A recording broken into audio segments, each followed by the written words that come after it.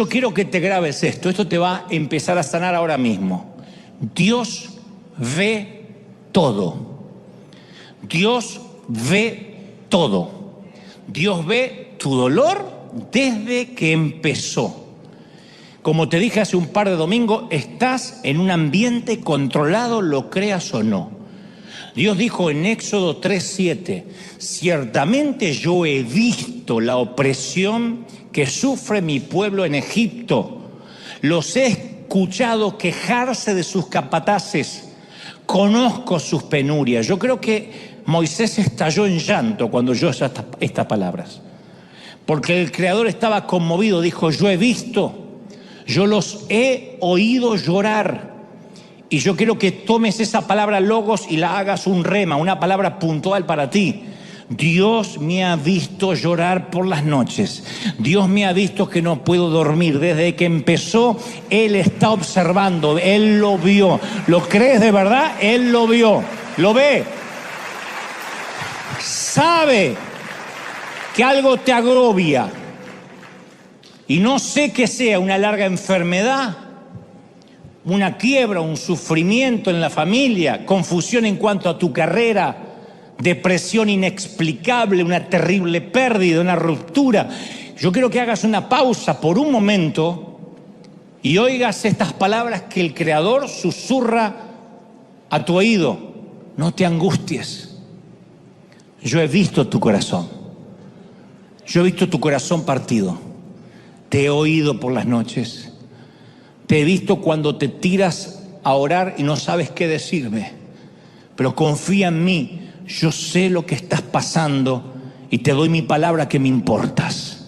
Y me importas mucho y no voy a soltarte. Te estoy viendo, te estoy observando. No te voy a dejar. ¿Cómo te ama el Señor? ¡Aleluya! A veces decimos, Señor, ¿estás viendo? ¿Alguna vez dijiste, ¿estás viendo Dios? Pero Él también se llama el Roy, el Dios que me ve. El Señor le reveló ese nombre a una mujer llamada Agar. Dijo, yo soy el Roy. Y Agar dijo, tú eres el Dios que me ve. Y dijo después, ¿de verdad he visto a aquel que me ve? En Génesis 16:13. ¿De verdad acabo de ver y acabo de hablar con el Dios que me ve? Una esclava, una mujer que había sido usada como madre sustituta, que de alguna forma habría prestado su vientre, dijo, ¿de verdad Dios me ve? Dios nunca está inconsciente de lo que estamos pasando. Dios sabe cuando lloraste baldes de lágrimas y ni siquiera estabas seguro o segura por qué estabas triste. Nos ve en esos días que la tormenta no cesa. Claro que hay días de marea baja que casi ni buscamos a Dios porque está todo bien. Y cuando uno está en esa zona de marea baja, los niños pueden derramar soda, comida en la alfombra blanca y uno dice, ¡ay! ¿Cuántas veces yo hice lo mismo de pequeño? Perdón. ¡Ay, niño! Es una alfombra. Al cabo es dinero.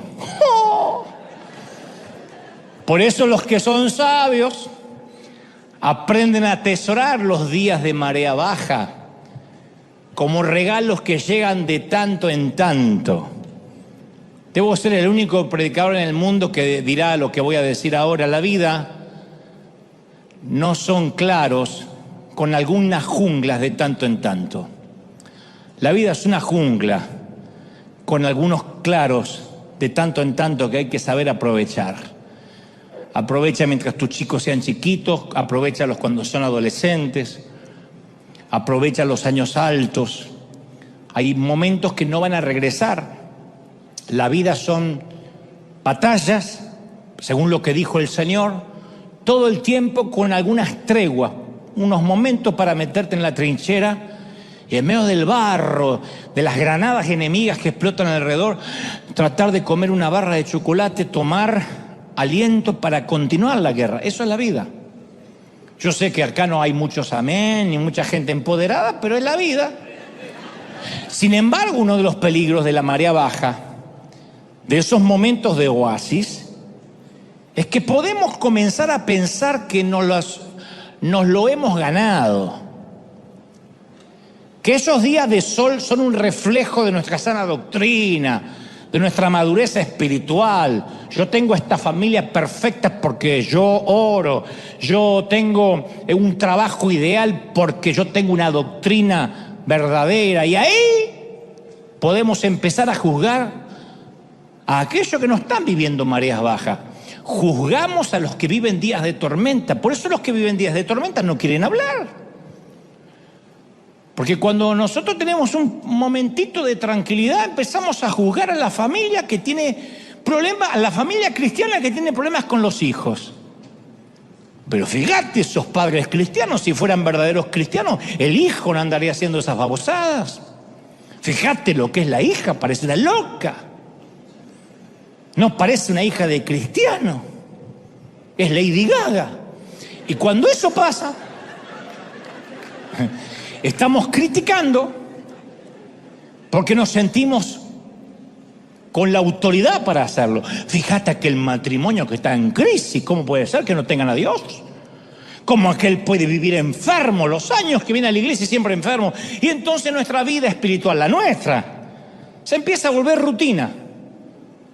En ese tiempo que no tenemos ninguna crisis seria, que vivimos señalando al resto, tampoco tenemos grandes avances, Empezamos a tener una vida de iglesia mecánica.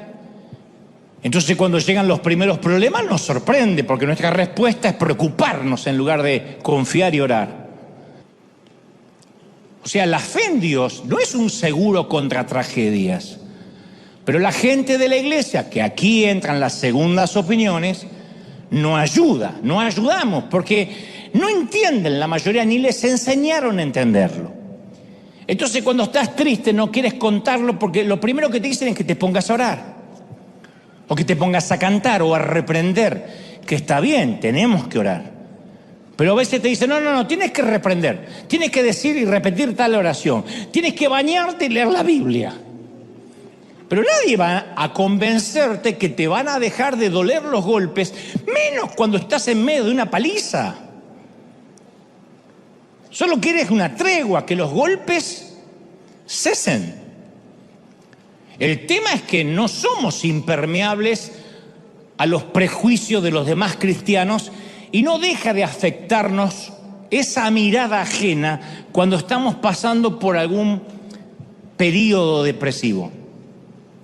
Si se sabe que recibiste un diagnóstico de salud mental o tomas pastillas, seguro que estás con un pecado oculto o endemoniado. Entonces no pides ayuda porque te espanta ser juzgado y diagnosticado. Los prejuicios evangélicos a veces son un gravísimo problema sanitario. Y lo peor, casi nadie nos predica sobre esto. Yo he tenido momentos de tristeza donde me hacían repetir frases ridículas y pretendían creer que mi tristeza se iba a ir por la mañana o pasando al altar. Reprendo la tristeza. No era así. Lo que es peor, te enfermas, llegas al hospital y ¿quiénes llegan? Los traficantes de culpa. Que son peores que Pablo Escobar resucitado. Los traficantes de culpa. Que te dicen, como una vez conté, algo habrás hecho para que estés aquí.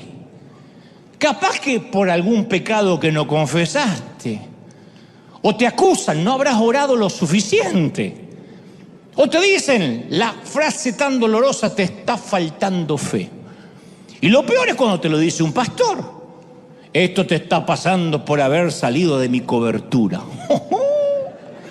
Te quitó la cobertura de chocolate y te fregaste. Entonces, es una locura. A priori, no se trata de un castigo de Dios necesariamente. En Lucas 13 le preguntan a Jesús acerca de dos acontecimientos de actualidad que se ve que era la discusión local del momento. Uno era un hecho en el cual unos soldados romanos asesinaron a miembros de una minoría religiosa.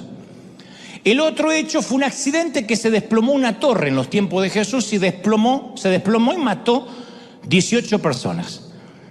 Habían salido seguramente en el periódico local, en el Jerusalem Post. Y aquellos judíos del siglo I le preguntan a Jesús acerca de lo que hoy vendría a ser el equivalente. ¿Por qué los cristianos se mueren de COVID? ¿O por qué se mueren de cáncer? ¿O por qué niños, hijos de cristianos, a veces tienen un accidente? ¿O se enferman? Y la respuesta de Jesús, que relata Lucas 13, es brillante. Él dice, ¿ustedes piensan que esos galileos, por haber sufrido así, están hablando de los que fueron asesinados por los romanos y aquellos que murieron bajo el desplome de una torre? Dice, ¿ustedes creen que esos que murieron, esos galileos, eran más pecadores que todos los demás? No, les digo que no. ¿O piensan que aquellos 18 que fueron aplastados por la torre de Siloé eran más culpables que todos los demás habitantes de Jerusalén? Les digo que no, dice Jesús. Jesús dice que las víctimas no hicieron nada inusual que los hiciera merecer ese destino. Eran iguales a las otras personas. Entonces, él no lo dijo, pero quizá la torre se desplomó por una mala construcción, por un maestro mayor de obras hispano que no revisó los planos y se mandó a mudar al rancho y se desplomó. Entonces, Dios se vale de ambas tragedias para señalar dos verdades eternas. A menos, dice, que se arrepientan, todos morirán igualmente. Él dice que nosotros, los espectadores de la catástrofe, tenemos tanto que aprender de una catástrofe como las víctimas. No es me salvé del tsunami, me salvé del terremoto porque yo soy santo y seguro que el terremoto se llevó a los mundanos.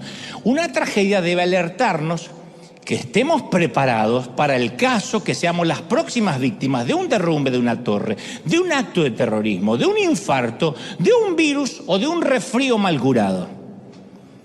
Que siempre tengamos nuestros papeles en regla, porque esto no es la migra.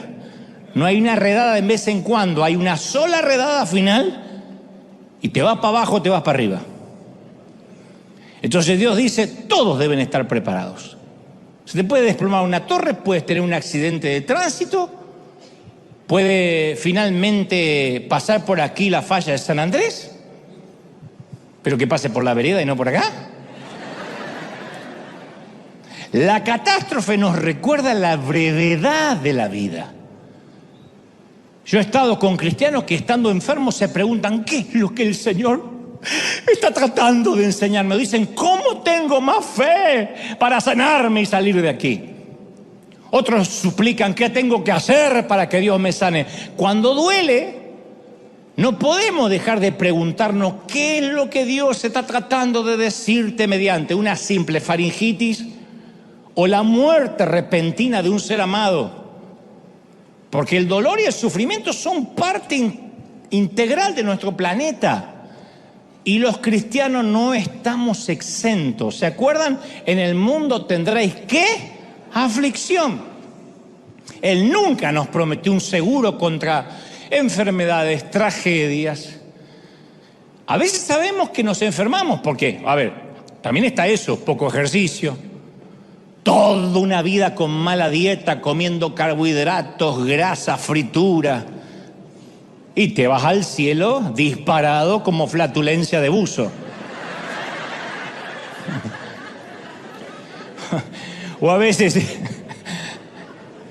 es algo hereditario. A veces es un germen. El sufrimiento nos dice a toda la humanidad, cristianos y ateos, que algo está mal en este planeta y que necesitamos la intervención de Dios.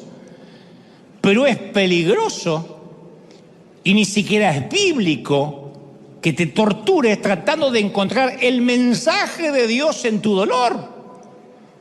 ¿Qué Dios me quiere decir? Bueno, a lo mejor puede ser algo tan sencillo como afloja con las hamburguesas. Sí. Deja de tener una vida sedentaria. No prometas todos los fines de año ir al gimnasio para solo después pasar por la puerta. Haz algo con tu vida. Y a veces simplemente que es la vida. Entonces, quiero que sepamos y tengamos en claro que las segundas opiniones, generalmente de creyente que dice por algo estás hecho, por algo te pasa, es que cuando te fuiste de la cobertura, cuando te cambiaste de iglesia, cuando dejaste de diezmar, Dios no es un Dios que te va a mandar un castigo adrede, que a lo mejor ni siquiera sabes por qué es. ¿Qué pasaría si nuestro niño un día está jugando, tranquila, plácidamente, y venimos por atrás, ¡pah!, le damos una paliza? Sin razón aparente, o para que esté pegado para el futuro. Y el nene dice, ¿por qué me está pegando? Y no sabe las razones. ¿Qué hacemos? Produciríamos hijos neuróticos. Un hijo que no crece bien psicológicamente porque no sabe a qué es el castigo. Entonces, cuando uno trata de ver cuál es el castigo, es un error, es una falacia. Entonces, en cuarto lugar, voy a diagnosticarte la patología. Pues yo primero hablé de los síntomas, pero la patología en sí misma a lo mejor es más sencillo de lo que creemos. Yo sé que sientes el corazón roto, eso es lo que sentimos, el corazón partido. Y a veces la causa de estos patógenos es que vivimos en un mundo, insisto, con leyes establecidas, como todos los demás. Y en nuestro ámbito cristiano hay dos grandes errores. El primer gran error es cuando, insisto, atribuimos todo el sufrimiento a Dios y lo consideramos como un castigo. Si vives así vas a vivir amargado. Nadie nos queremos ni siquiera resfriar. No queremos que nuestro hijo tenga fiebre. Pero ¿qué padre no tuvo un hijo con fiebre? Y si vas a decir, ¿por qué Dios permite la fiebre? Porque es niño, porque la fiebre existe y porque se tiene que afiebrar. Y porque a lo mejor, como decían las viejas de antes, ahí es cuando crece. ¿Qué sé yo? Pero es parte de la vida. No es un castigo de Dios. El segundo error consiste justamente en creer lo opuesto. Es suponer que una vida con Dios nunca va a incluir el sufrimiento. Y si sufres, como te dije, algo habrás hecho. Justo cuando necesitas fuerzas y esperanzas para combatir la tristeza, llegan algunos traficantes de culpa y te ofrecen, como te dije, una dosis helada de más carga. Y cuando el corazón duele, ya tienes tus propias dudas. Porque el sufrimiento, ¿qué hace? Nos lleva a cuestionar nuestro sistema de creencias, nuestras convicciones más íntimas. Pero el corazón no duele por las arrugas. El corazón empieza a sentirse partido cuando vemos que estamos envejeciendo y no hemos logrado lo que nos propusimos cuando jóvenes. Lo que te propusiste hacer de joven no lo lograste. Tenías la tentación de evitar la trampa de las deudas eternas y ahora estás pagando cuotas de una hipoteca a 40 años. Juraste que vivirías de aquello, de lo que te gusta hacer, pero llevas años metido en ese cubículo, en esa ratonera llamada oficina. Querías dejar un legado, ¿te acuerdas? Y hasta ahora tu único legado va a ser un pilón de pañales y un montón de deudas. Querías impactar al mundo con tu ministerio y haciendo las cuentas y a juzgar por la edad, te das cuenta que ya no llegas. Y el remordimiento entonces se convierte en un compañero de cuarto. El plomero se lamenta por no haber asistido a la escuela de medicina y el doctor se pregunta por qué no fue plomero para preocuparse menos. La mujer que decidió trabajar toda su vida se lamenta por el tiempo que perdió de no haber estado con sus chiquitos y los tuvo que criar una desconocida. Y la mamá, que siempre fue ama de casa, se lamenta por no haber trabajado y nunca haber hecho algo por ella misma y haberle dedicado sus mejores años a sus hijos. Eso es el juego de la vida. Eso es parte del juego de la vida. Y el Señor lo dice, Él dijo en Lucas 17:33, el que procure conservar su vida, la va a perder. Y el hombre que esté preparado para perder la vida, la va a conservar. No está hablando de suicidas potenciales, está diciendo de aquel que diga, todo esto es pasajero. Los cristianos también se envejecen y enferman. Los cristianos compartimos el sufrimiento con el resto del mundo. Y el énfasis moderno en la sanidad divina tiene el efecto secundario de hacer creer que aquellos que no son sanados sientan que Dios los pasó por alto o no los ama tanto. Entonces, en una noche de milagro, el que tira las muletas se lleva el mejor aplauso. ¿Y cuántos regresan a sus hogares en sillas de ruedas, preguntándose apesadumbrados por qué su fe ha fallado? ¿Qué están haciendo mal? Si le predicamos a todo el mundo que los cristianos no usamos silla de ruedas, estaremos segregando a millones de cristianos piadosos que no tienen sus extremidades fuertes para ponerse de pie. El apóstol Pablo no esperaba riqueza y bienestar en la vida cristiana. Él le dijo a Timoteo en primera de Timoteo 3:12, asimismo serán perseguidos todos los que quieran llevar una vida piadosa en Cristo Jesús. Entonces quiero que te grabes esto. Una persona enferma no quiere estar enferma, pero de algo estoy seguro, no necesariamente es menos espiritual. Tampoco la fe nos equipara, nos equipa y nos pone mágicamente dentro de un traje espacial herméticamente sellado, libre de gérmenes, para protegernos contra los peligros de la tierra.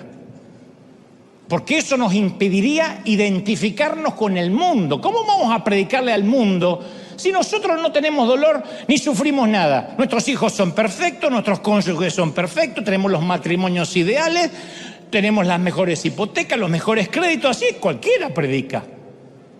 No, ese es un lujo que Dios no le permitió ni a su propio hijo. Sostener la idea que convertirnos en cristianos nos garantizará salud, prosperidad, es una falacia, es un embuste. Que quiero que seas próspero, claro, y yo también quiero. Que quiero estar sano, lo intento, trato, me cuido, oro. Pero no estoy exento a que una enfermedad llegue a mi cuerpo y algún día esa enfermedad crezca, sea gigante y sea el motivo de mi partida. De algún modo me tendré que ir.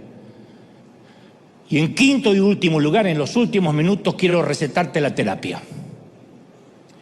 Porque es más sencilla de lo que creemos. Es más sencilla de lo que podrían hablarnos por horas. Es vital que sepas que la profundidad del valle es una promesa de la altura de la bendición que está por venir. El camino de un valle oscuro siempre nos lleva a una escena elevada. Un lugar donde Dios nos va a bendecir, si no, no te permitiría que estés en un proceso. Los valles, ¿sabes por qué se define un valle? Por los montes que rodean el valle. Y es posible que ahora nos toque una temporada de valle, pero los valles no serían valles si no hubiese montaña que rodean el valle. Entonces nosotros a veces señalamos a nuestro hijo enfermo o con problemas, o a los papeles de divorcio, o a las muletas, o a las hambrunas, y decimos, esto no tiene sentido. Pero ¿será posible que exista alguna explicación a ese sufrimiento que no vamos a entender mientras que estemos aquí? ¿No creemos que las maravillas del cielo van a ser capaces de redimir una vida llena de dificultades? Dijo el Señor, el que quiera conservar la vida la va a perder. Pablo opina así en 2 de Corintios 4:17, dice, porque esta leve, hablando de la vida, esta leve tribulación momentánea produce en nosotros cada vez más excelente y eterno peso de gloria, de bendición, de montañas altas, esta leve vida. ¡Aleluya! Entonces el granjero que se ponga a llorar sobre las semillas enterradas tiene que recordar que no es tiempo de llorar, es tiempo de plantar. No tiene por qué sufrir. Cuando el corazón está partido no es necesariamente un tiempo en que necesariamente tenemos que hacer algo que no veníamos haciendo. El tiempo del dolor es el tiempo para usar la fe, de confiar, de descansar, de tener esperanza, de decir esto es un leve tiempo, una leve temporada que va a pasar, es un proceso. Ya sea que termine este proceso durante esta vida o cuando lleguemos a casa. Pablo escribe en 1 Corintios 15:35, pero dirá alguno, ¿cómo resucitarán los muertos? ¿Con qué cuerpo vendrán?, se pregunta el apóstol. Y luego aclara, necio, lo que tú siembras no se vivifica sino muere antes. Y lo que siembras no es el cuerpo que ha de salir, sino el grano desnudo, ya sea de trigo o de otro grano. Pero si Dios da el cuerpo como Él quiso y cada semilla su propio cuerpo. O sea, aun cuando estamos en el panteón, el servicio que hacemos junto a ese hueco en la tierra, no estamos sepultando a alguien, se lo está plantando. La tumba no es un pozo, es un surco fértil. El cementerio no es un lugar de descanso eterno, es un lugar de transformación. Muchos dicen, la muerte no tiene sentido. Sin embargo, Dios dice que tenemos que morir para poder vivir, en todos los órdenes. Cuando se siembra una semilla, tiene que morir en la tierra. Y lo que nosotros vemos como una tragedia suprema, Él lo ve como un triunfo. Así como la semilla se entierra y la cáscara de afuera se desmenuza, así nuestro cuerpo enterrado se va a corromper. Y lo va a hacer a medida que cumplamos años hasta que vayamos a la tumba. ¿Y qué es lo que hacemos durante la vida? Plantar la fe para que produzca fruto. De otro modo, vamos a tener semilla guardada en un cofre. Y es semilla. Dijo Jesús, si el grano de trigo no cae en la tierra y muere, queda solo. Pero si muere, lleva mucho fruto. Yo no puedo imaginarme cómo va a lucir un tomate mirando una semilla de tomate. Porque lo que sembramos y lo que crece es totalmente diferente. Yo no puedo imaginarme una planta mirando la semilla, ni tampoco podemos tener una idea de nuestro futuro mirando la semilla de la fe, mirándola nomás. Uno tiene que plantar la fe. ¿Cómo plantamos la fe? Estoy en silla de ruedas. No es lo que hubiese elegido cuando niño, pero tengo fe de que con piernas sanas o con piernas enfermas, yo sé dónde voy y me alegraré en el Señor todos los días de mi vida. Si me quiere sanar, enhorabuena. No me quiere sanar, enhorabuena. Bienaventurado. ¿Está conmigo, sí o no? Filipenses 3:20, más nuestra ciudadanía está en los cielos, de donde esperamos al Salvador, el cual transformará el cuerpo de humillación nuestra. Esa es nuestra ciudadanía. No esperamos papeles de la Unión Americana para que nos cambie la vida. Si Dios te da papeles y legalidad en el país, aleluya. No te los da, te alegrarás en el Señor. Tu cuerpo y tu corazón están cansados, están agotados. ¿Por qué? Porque no usas la fe. Entonces duelen las articulaciones, los músculos están fatigados.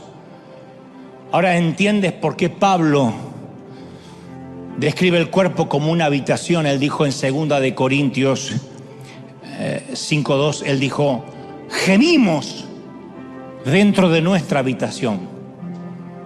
A lo mejor tu habitación estaba acostumbrada a ser robusta, fuerte, y el tiempo pasó, las tormentas arreciaron y a ese viejo cascarón se le han hecho algunas averías. Entumecida por el frío y azotada por el viento, tu habitación ya no es tan fuerte como alguna vez lo fue cuando joven. O a lo mejor tu habitación nunca fue fuerte. Tu vista nunca fue buena.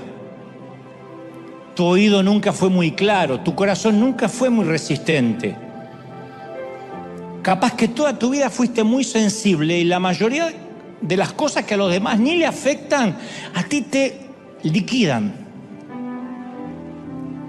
La sensibilidad es un don de Dios, es un regalo de Dios. Añade tristeza, pero es un regalo de Dios. Tal vez tu andar nunca fue muy vigoroso y has visto a otros como dan por sentada su buena salud y tú nunca la has tenido. Sillas de ruedas, muletas, visitas regulares al médico, operación en la rodilla, cuartos de hospital, agujas, estetoscopios, diálisis, sueros intravenosos. Darías cualquier cosa por un solo día con el cuerpo saludable. Y mira lo que dice la versión de la Biblia de Jerusalén acerca de las mismas palabras de Pablo, eso de dentro del cuerpo de la humillación. Él dijo, Él transfigurará estos cuerpos miserables en copias del cuerpo glorioso de Cristo. Entonces, a pesar de que la fraseología cambia, la promesa es la misma. Así como Dios puede hacer un roble, de una semilla y un tulipán de un bulbo, Él hace del cuerpo viejo un cuerpo nuevo, un cuerpo sin corrupción, un cuerpo sin debilidades, un cuerpo sin deshonra. Yo sé que tendré un cuerpo idéntico al de Jesús, que mi dolor no va a durar para siempre. Tu dolor no va a durar para siempre, tienes que creerlo. En primer lugar, quiero que hablemos de tus síntomas. Tú dices, ¿qué sabes cuáles son mis síntomas? Y bueno, de eso se trata. Hace un tiempo, meses, algunos años, una noche y sin aparente razón, te despertaste con una ansiedad que nunca antes habías sentido. Todo dolía, pero dolía de una forma muy extraña. Recuerda que cuando comenzó fue una sensación como de malestar, de inquietud, una especie de inquietud, pero que después se transformó en algo omnipresente, que te acompaña donde vayas, se queda contigo, hagas lo que hagas. Sientes que algo no va bien, aunque no lo puedes identificar exactamente, no sabes qué es lo que no va bien, pero es un estado de desasosiego que te quita la paz. Una infelicidad, una tristeza que no se marcha y que a veces hasta te enturbia los momentos que sí son agradables. Este mensaje va para aquellos que perdieron la risa, la carcajada y no saben por qué. Yo le llamo esa importante e insoportable sensación de querer que todo se termine, que el presente desaparezca, que las cosas cambien. Hay un displacer que te empieza a roer las entrañas y dejaste de descansar. Y de todos los síntomas, este es el más cruel, porque cuando dejas de descansar, dejas de dormir, y cuando dejas de dormir, por ende, dejas de soñar. Al menos antes huías de ti mismo por las noches. Decías, cierro los ojos y no me levanto más. Pero cuando pierdes el descanso, no hay 8, 9 ni 10 horas que te repongan de la fatiga del alma. Y entonces uno siente que no hay tregua, que tu mente no para. Este mensaje va para aquellos que dicen, mi mente no para de imaginar cosas, de sentir cosas negativas, estoy estresado, tengo temores. Y no puedes desconectarte de tus propios pensamientos, que es lo más difícil. No logras escapar de ese extraño malestar. Al principio dejas de disfrutar, nada te satisface, después todo te irrita, y cuando te das cuenta tienes el cuerpo de un zombi. Si bien te congregas, vienes a la iglesia, te mueves como un zombi, porque es una suerte de callosidad emocional, almática, espiritual. No digo necesariamente tu diagnóstico es que vives en depresión. Estoy hablando de aquellos que están viviendo una angustia, una tristeza. Y esa callosidad produce insensibilidad, que es proporcional a lo profundo del pozo que te encuentras. Porque cuanto más hundido estás, menos sientes. Cuanto más te desgarras por dentro, más te desconectas por fuera. Y con la capacidad de sentir, también se marchan tus energías. Esas fuerzas, adrenalina que antes tenía para comenzar un lunes por la mañana y decir, me queda una semana fructífera, ahora te arrastras, reptas toda la semana para llegar otra vez al sábado o al domingo. Y tu vida empieza a andar en piloto automático. Limpias la casa, haces las compras, vas a trabajar, tus hijos te hablan, pero no estás ahí. Sientes dolor en el pecho, en la cabeza, en las entrañas, pero te duele de una forma completamente diferente a cualquier dolor físico que alguna vez hayas experimentado. Es el dolor del alma, no se deja comprender fácil y tampoco tiene una solución inmediata. Esto no se resuelve reprendiendo necesariamente un espíritu. Y no estás consciente de que algo anda plenamente mal hasta que algo se rompe en tu interior. Y luego, una mañana como esta, una tarde, una noche, según como me estén viendo a la hora que sea en otras partes del mundo, oyes este mensaje y la sospecha que tenías se convierte en certeza. Diagnóstico: tienes el corazón partido. O como diría el apóstol Alejandro, tienes el corazón partido. ¿Quién me va a entregar sus emociones? ¿Quién me va a pedir que nunca la abandone? Pues yo sé que todos están cantando para que se la saquen de encima ya de una vez. ¿Quién me tapará esta noche si hace frío? ¿Quién me va a curar el corazón partido? ¿Se acuerda? ¿El corito lo conoce?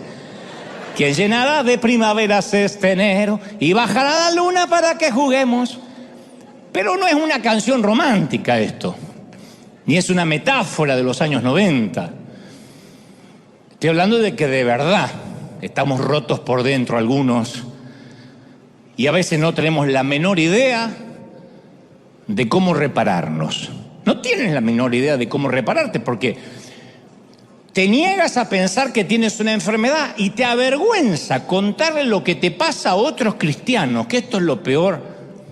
Pero la padeces, estás triste y esto no se soluciona con un par de suturas, ni con que te oren, imponiéndote las manos. Ojalá fuera así de fácil. Con todo placer. En mi caso podría orar por todos aquellos que dicen yo tengo el corazón partido. Pero no lo es. Porque ¿cómo reparas algo que sabes que está dañado, pero no sabes cómo se dañó ni en dónde? Porque una cosa es decir, tengo el corazón roto por un desengaño amoroso, por una traición de un amigo, pero estoy hablando de la otra sensación, que puede tener o no razones su origen, pero aún así dice, yo no sé por qué estoy en este bucle de tristeza. Y dices, ¿cómo sé si tengo que rendirme a esta nueva normalidad o resistir y pelear? Porque a veces se siente como que estuviésemos condenados a vivir con nosotros mismos, cuando sabemos que nuestra mente es nuestra peor enemiga, la que continuamente cuando queremos descansar no nos da tregua. Y es un camino que termina siendo un sendero de oscuridad, sin señales, sin vistas panorámicas, sin destino claro, y un nubarrón gris que pulula nuestro cielo. Y no hay prótesis para un corazón que se ha hecho añicos. Ojalá también la hubiera. Pero hay un momento en que solo deseas una noche de sueño. Estoy hablándole a los que dicen, yo deseo una noche seguida de sueño, sin interrupciones. Y lo que es mejor, que por la mañana tenga ganas de levantarme. Como cuando parecía que todo era feliz. Como cuando saltabas de la cama. Porque te puedes mudar. Puedes cambiar de empleo, puedes cambiar de cónyuge, incluso de iglesia. Pero a veces esa nube oscura no cambia, porque con el tiempo define tu cielo, define la forma en que vives. Y es una agonía casi a nivel arterial. Literalmente, el síndrome del corazón partido existe. Es casi una presión arterial. Uno siente que está viviendo un invierno acerbo, áspero, interminable, como si nos hubiésemos mudado a la Antártida. Entonces, para todos esos que ahora se identifican con esta diagnosis, con este diagnóstico, va este mensaje. En segundo lugar, quiero hablarte acerca de los antecedentes en otros pacientes. Porque cuando uno tiene esta tristeza que no se va, uno tiende a pensar la falacia, la mentira, que uno es el primero. Pero no eres ni el primero ni el último. Lo que tienes es una condición humana, estás atravesando una temporada difícil y esas temporadas difíciles, esos inviernos no respetan la estatura espiritual de nadie. Muchísimos cristianos héroes, íntegros, piadosos, han sufrido el síndrome del corazón roto. El profeta Elías en un momento teme por su propia vida, después ya no le importa su propia vida y ora y dice: Señor, llévame a casa. Elías pedía la eutanasia, pedía que Dios lo matara. Llévame a casa, yo al final no soy mejor ni siquiera que mis padres. Por favor, toma mi vida. Y luego termina diciendo: todo lo que hice ha sido en vano. Primera de Reyes 19:4. Elías, el hombre de Dios que oró para que descendiera fuego del cielo, se siente tan deprimido que quiere morirse. Quiere que Dios lo mate. David estaba tan desalentado, habló del rey David, del salmista, que quería tener alas y volar como pájaro. ¿Quiénes no se han identificado con David? David lo dijo: ¿quién me diera alas como de paloma? Me iría lejos, viviría en el desierto, lejos de todo, dijo en el Salmo 55:6. Está de más preguntar: ¿quién no ha querido que le salgan alas para mandarse a mudar? ¿Quién no ha querido mandarse a mudar lejos? ¿Quién en la vida no ha dicho: ojalá pudiera, si tuviera dinero me tomo un avión y me voy a Alaska y vivo en un iglú? ¿No? Lejos de todo, donde no lleguen ni las suegras ni los diablos, que nadie encuentre dirección.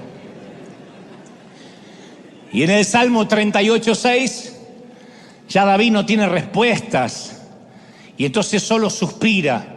¿Vieron cuando uno ya no sabe ni qué orar? Y David dice: estoy encorvado, estoy abatido en gran manera, dice David.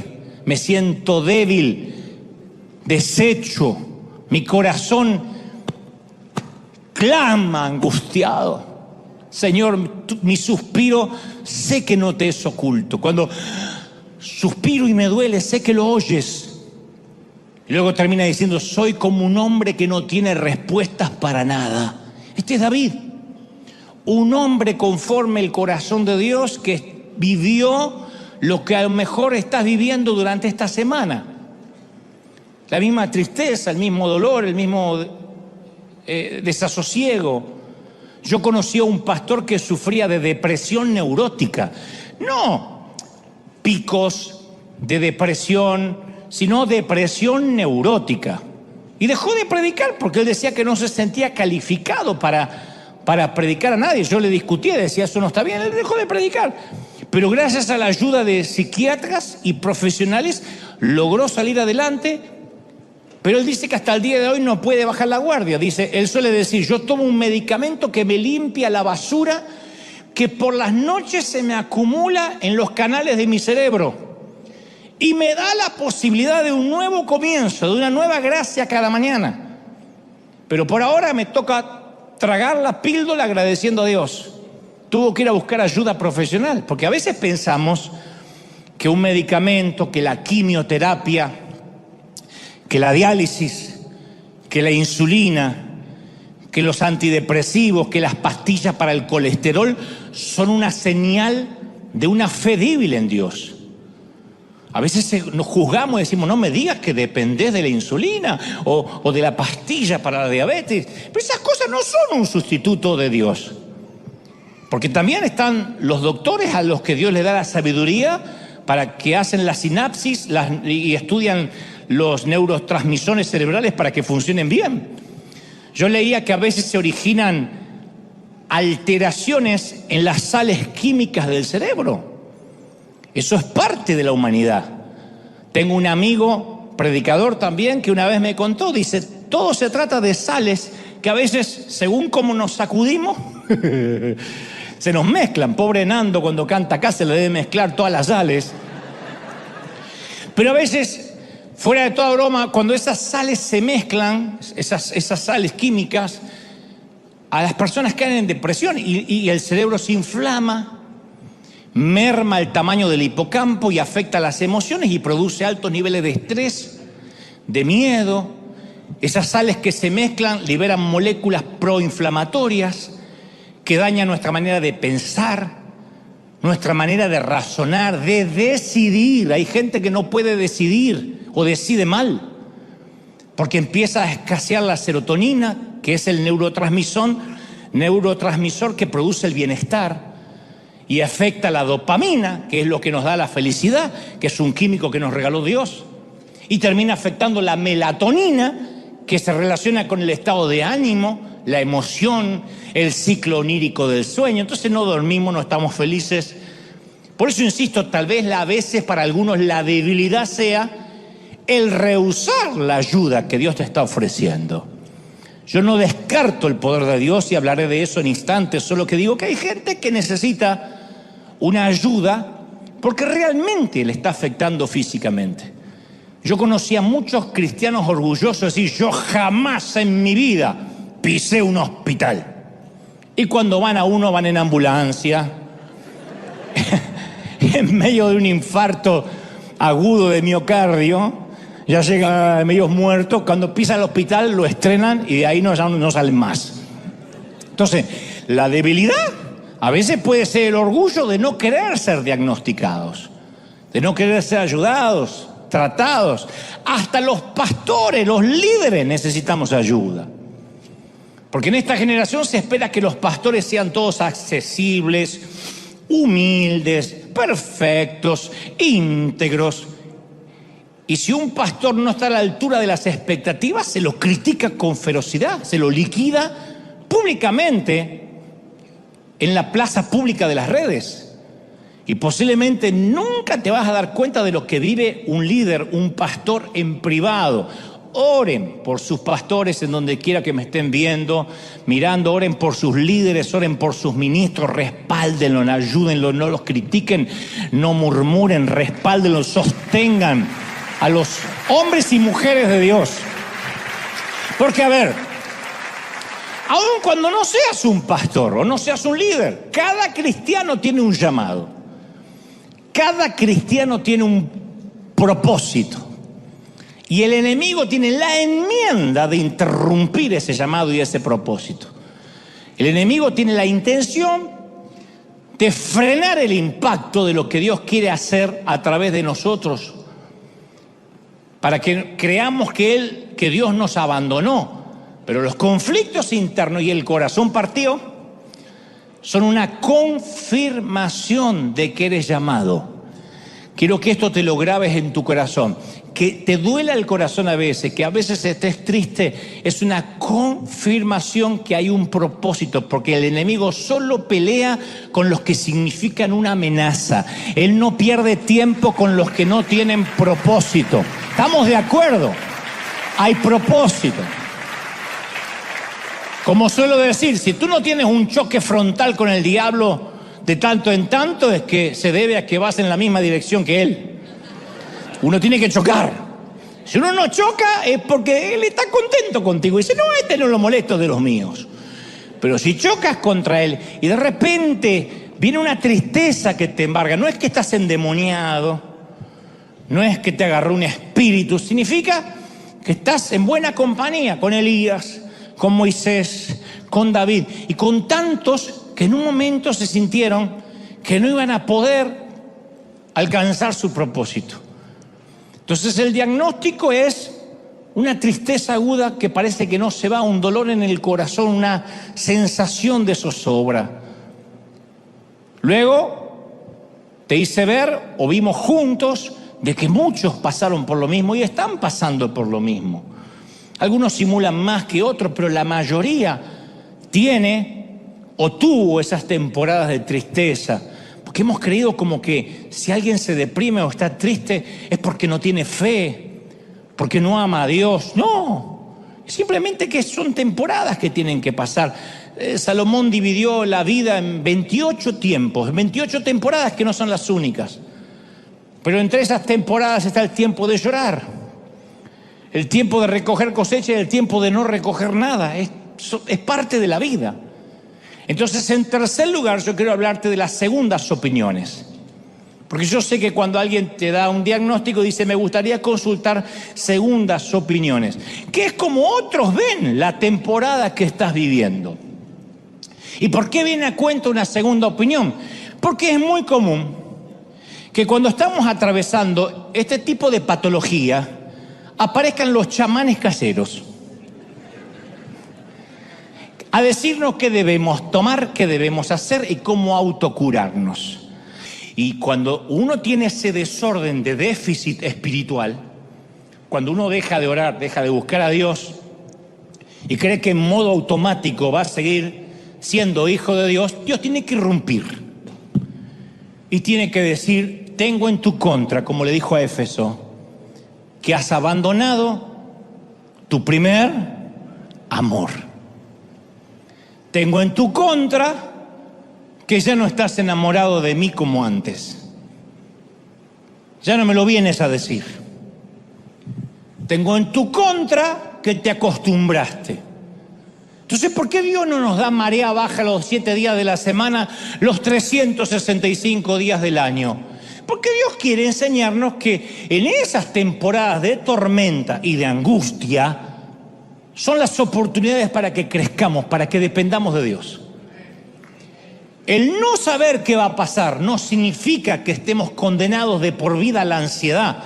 Más bien significa que nos exige tener fe que Dios tiene todo bajo control. ¡Aleluya! Fe de que Él tiene la solución. Ahora, si estás buscando certidumbre, saber todo, está fregado. Pero no por una cuestión de si eres cristiano o no, porque para todos, de este lado del sol, puedes andar por fe, no puedes andar por vista. ¿Quién de acá tiene la vida asegurada? Podrás tener seguro de vida, que no sé por qué le llaman seguro de vida, porque para cobrarlo hay que morirse, es seguro de muerte. Pero, ¿quién tiene la vida asegurada? ¿Quién puede decir yo no me voy a enfermar? ¿Quién puede decir jamás voy a tener un accidente, jamás se me va a caer una torre encima, un piano? ¿Quién?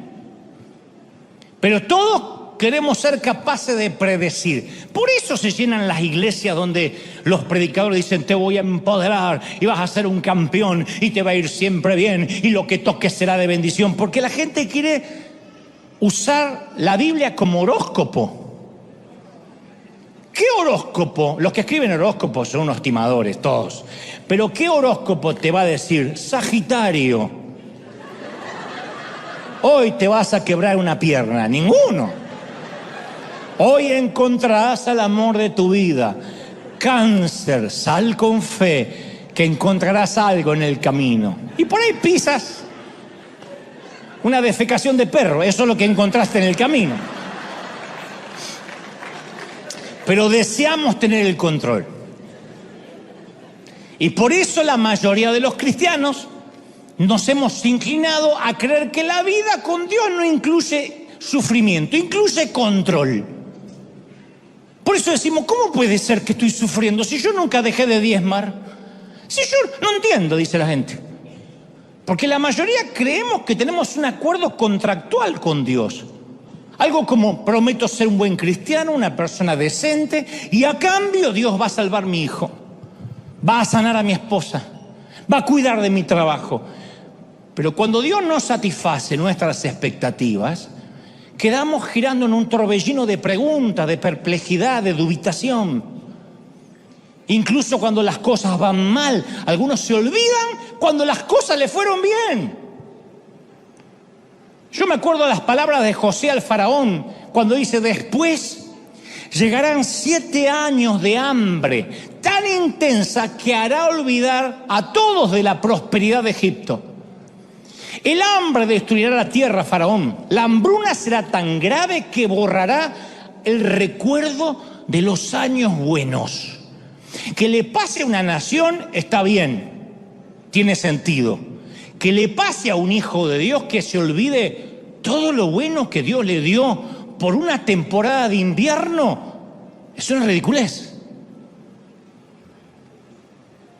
Que de pronto me encuentren azúcar en la sangre, o me encuentren que tienen que tratar un tumor, o que tengo un problema en la dentadura, o que me duele la espalda, y eso haga que yo desconfíe de toda una vida de Dios, cuando me mantuvo y me sostuvo hasta acá. Es una locura. José vio en su sueño ambas épocas, la abundancia y la escasez, y ambas bajo jurisdicción divina, ambas Dios estaba sentado en el trono. ¿No es eso lo que Dios promete en Romanos 8:28? Y sabemos que los que aman a Dios, todas las cosas. ¿Qué es todas las cosas? El supermercado lleno y buscando empleo. Ayudan a bien. ¿Cuántos lo creen? Todas las cosas. Entonces, Dios está en la quinceañera y en el panteón, en el cementerio. Si no, no tenemos vida. Seríamos todos inmortales de este lado del sol. Dios está cuando buscamos empleo y cuando gastamos en un gran mercado. Pero el final es lo que redime una historia plagada de drama, como en las películas. Si no, ¿qué le queda para los cristianos en Irán, en Pakistán, en Uganda? Que difícilmente van a creer en una teología de prosperidad y de vida feliz. Tienes artritis en las coyunturas, en el cielo no la vas a tener. Tienes un cáncer destruyendo el sistema, en el cielo no existe el cáncer. Está débil tu corazón, en el cielo será fuerte. Se desconectan tus pensamientos, te está fallando la memoria y te asusta. Tu nuevo cuerpo viene en el pack, en el combo, con una mente nueva. Parece que tu cuerpo está más cercano a la muerte. Es posible, de hecho lo está. La mayoría estamos más cerca de la tumba que de la cuna. Y a menos que Cristo venga antes, tu cuerpo, mi cuerpo serán sepultados. Y así como la semilla se pone en la tierra, tu cuerpo será puesto en un panteón, en una tumba. Y por un tiempo tu alma estará en el cielo, mientras tu cuerpo seguirá ahí. Pero la semilla enterrada en la tierra florecerá en el cielo. Y esto vale tanto para nuestro cuerpo como para nuestra fe en tiempos de crisis, en temporadas de tormentas. Por eso, para que esta terapia tenga efecto, necesitas descansar. Descansa, es lo que el médico te dice, descansa, ve a tu casa y descansa.